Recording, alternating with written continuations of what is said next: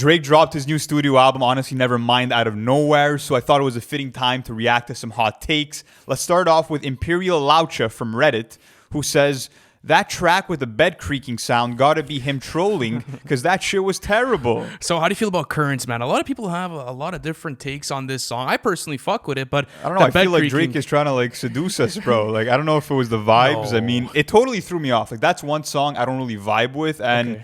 when Young Money, made that song Bedrock, I guess they weren't playing, bro, because clearly they're fucking referencing back to it.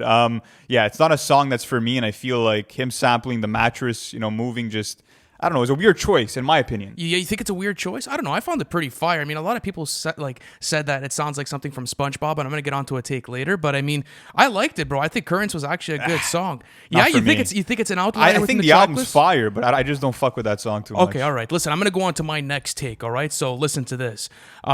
This Drake album is made for dudes who take fine women not on trips, not for the homies in the club asking where the hoes at. So, listen, I found this one pretty funny. This comes to us from X on Twitter. So, how do you feel about the vibe of the album? Like, why do you think people aren't vibing with it like that? Based on this take, and do you think it speaks to a certain demographic more than others? Let's say. I mean, for sure, it's definitely bound to land with the ladies more than anyone else, I feel like. But I'm vibing with the album, and I feel like it's perfect timing for the summer. And I think people are just salty that they didn't get the Drake that they wanted. Like, this is a full-on dance album. It's a tribute to Virgil, and it was the kind of music that Virgil was spinning in the club. So obviously, it has more of that house aesthetic, and not every Drake fan is gonna be down for him to kind of totally switch up and get out of his comfort zone. But that was something that you were saying that you wanted at one point. I It was did. a super focused and coherent track list. So do you feel as if you got that? I on this did get one? that. I mean, besides a couple of tracks, which we have some takes about later, but for the most part, it's probably Drake's most cohesive sounding album. I would say, since if you're reading this, it's too late. Wow. Okay, that's a big Harping take. all the way back to then. What about you? Yeah, I gotta have some time with it and everything, but I'm definitely enjoying it for the summer vibes. We were spinning it the other night. All right. I definitely enjoyed the vibe. But go on to your next one. My man. next one actually comes from Addison Rae on Twitter. Okay. And she said, hot take, this is Drake's best album. Oh no! You see that's where you we gotta gotta draw the line, bro. Yeah, that's where we have to draw the line here. It's a great listen. I'm really fucking with it, but like it's not cracking. Nothing Why not, was the though? same. It's Tell not me why cracking. not. Take Care, bro. Those are like staples within the 2010 decade for hip hop, and I think that even seeing the way that they've aged, the sonics in those albums, like that kind of stuff can never be replicated. Like. Same thing with Kendrick with Tip of a Butterfly and GKMC. Same thing with Cole, let's say, with 2014 and For Your Eyes Yeah, Only. but like, those projects for me are uncrackable. I just don't want to make the claim that Drake can't put out his best album at this point in his career. Because I'm it's not possible, saying that. but I'm not saying that, but based on Honestly Nevermind, I genuinely don't think that we could say it's his best album yet. Yeah, I just think it's because, I mean, again, one of Drake's strongest suits is the fact that he has so much range as a vocalist. And Facts. here he's kind of, sticking to one type of sound, which is good for cohesion, but it's not showing the whole pool of his talents. You know what I mean? But I mean, you've already gotten enough of that, right? You did. So, like, even like that, like, let's say he would have dropped CLB again, showcasing all those talents, but it sounds like, just maybe a part 3 of Nothing Was the Same or Take Care. I wouldn't have enjoyed that. Absolutely. So, I like the track list for what it is, but let me go on to my next one. This one's pretty funny. So, this one comes to us from A on Twitter. Okay. Shout out to you. And you said, somebody said Drake dropped an album full of songs those jellyfish were dancing to on SpongeBob. So, What the fuck? bro, these people's takes are absolutely wild. crazy. So I understand the comedic value behind it. A lot of people like to troll on Twitter, but where do you think the hate for the production comes into? Because a lot of people said that they didn't like the production. They said it sounds super cheap or it's not a good dance album. Are you feeling that vibe? Because like I like dance music. I go into a couple of EDM albums. I'm a big fan of K Tronada and even Black Coffee. But how about you? Like, do you feel as like it's a cheap dance I album? don't think it sounds cheap at all. I mean, I think for the most part, 40, Black Coffee, Carnage, they all did a great job on the production. Gardo.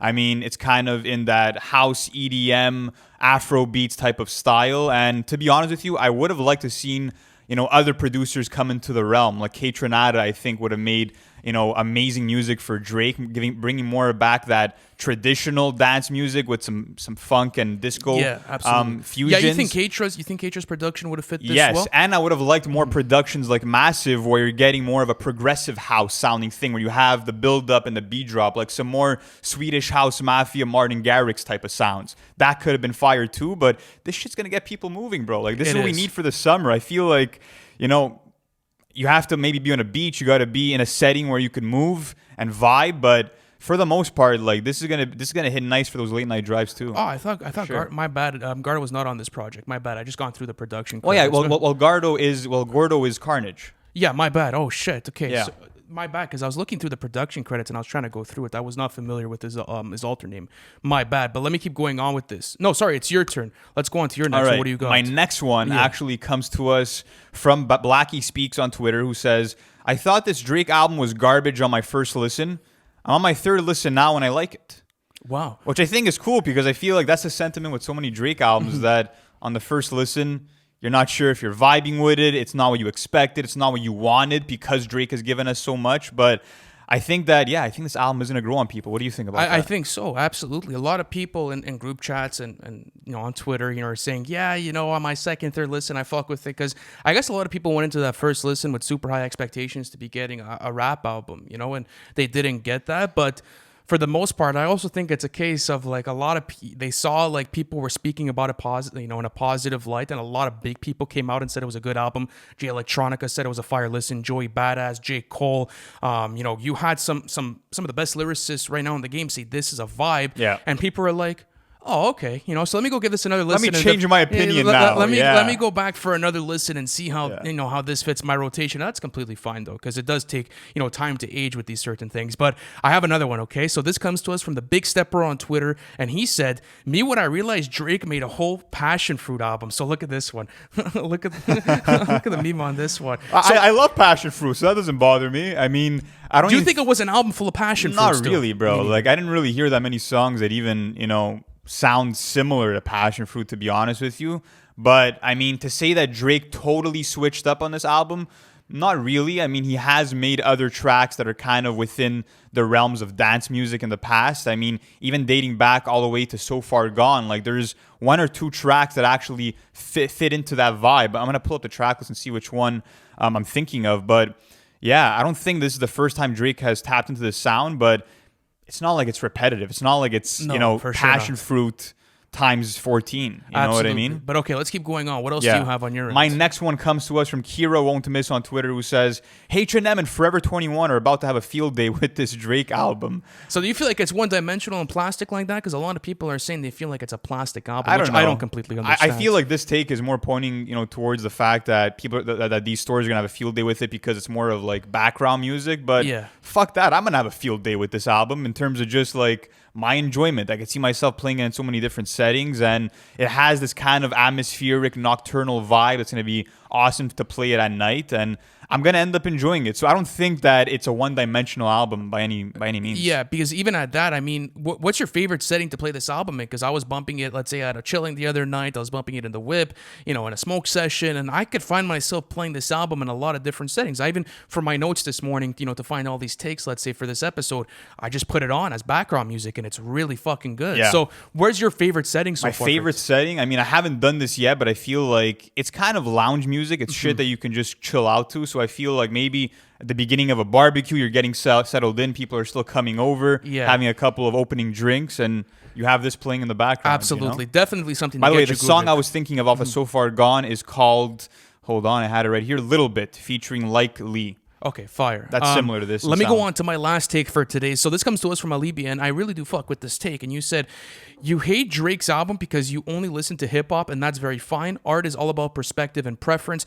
but don't call that album trash. It's solid material. So what I like about this tweet is kind of like, highlighting maybe the truth about the criticism behind it is that a lot of hip-hop fans went into this album, and they may not be in tune with, dance music. They may not, play this type of music in certain settings. So what do you think the adjustment period is going to be for hip-hop listeners that wanted, let's say a track list full of Tuscan Leathers or even, let's say, headlines? What do you think that period is going to be? I mean, I don't know if there's an adjustment period for that. I think you just have to accept the art that he wanted to put out. I mean, he spent a solid 6-7 months making the album, and clearly he was inspired to make this kind of music, and you have to kind of take it for what it is. And that kind of brings me to another take from Project Mbappe 21, who says on Reddit, ass, Sticky and Jimmy Cooks are good, but the rest, I don't know what happened to him. So this is a fan that clearly only enjoyed the rapping performances on the album. But but I mean, like, that's subjective at the end of the day. No, right? but I kind of disagree with that, because that kind of tells me that, like, you clearly want Drake to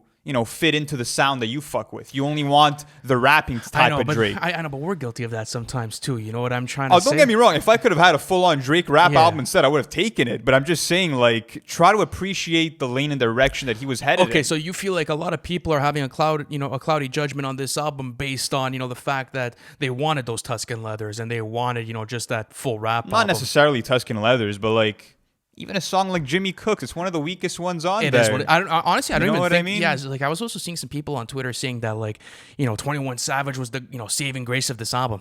Fuck, come on, bro. Stop that. Like this album's fucking. If anything, I think that song shouldn't have been included. If you want to be It honest, threw off the vibe of the rest of the album. Well, I mean, it wasn't cohesive. But he threw it at the end, so it doesn't necessarily matter. Like from let's say track 1 to I believe what was it 13 because there's 14 tracks in total. Yeah. Correct.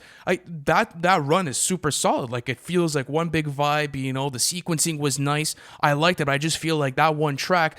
Maybe he just threw it in for the people that wanted like a Drake slapper for their summer Still, though, if you're rotations. saying those are the only 2 songs that you wanted, then clearly you weren't even open-minded in terms of trying to hear what Drake was going for. So, I mean, Yeah. that's kind of where I'm at with it. But, guys, let us know what your hottest takes are for this new Drake album. And if you're curious to see our first live reaction to Drake's Honestly Nevermind, we actually reacted to it for the first time on our Patreon with our entire community. Link available in our description if you guys want to check it out. Thank you guys so much for watching this episode and for supporting the podcast. We'll catch you guys in the next one.